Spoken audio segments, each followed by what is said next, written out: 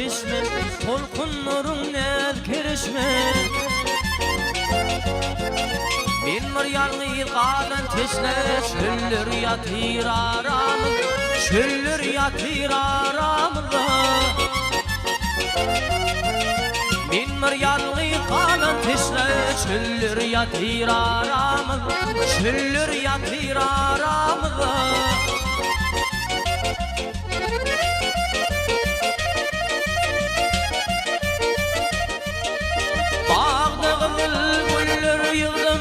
Senin için şemin boğdum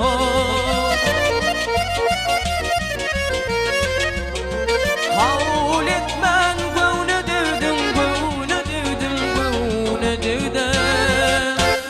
Güller yatır aramızda, çöller yatır aramızda.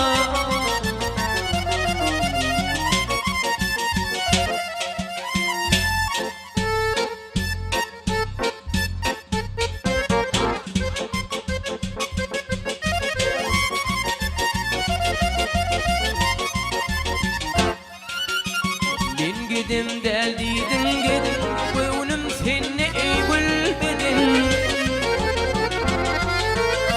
Beni senin zıda edin, eller yatır aramızda, eller yatır aramızda. Beni senin zıda edin, eller yatır aramızda, eller yatır aramızda.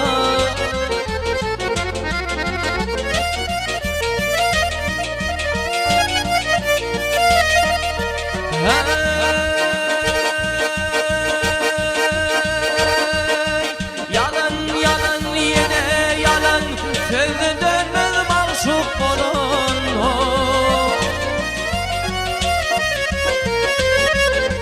Yar yardan ayrı falan, ayrı falan, ayrı falan. Diller yatır aramızda, diller yatır aramızda.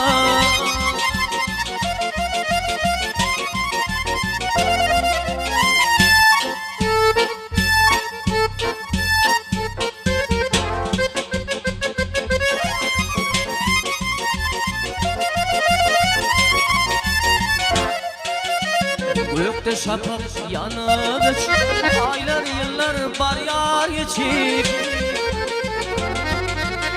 bir hedefin halım nişip Güller yatır aramızda, çöller yatır aramızda.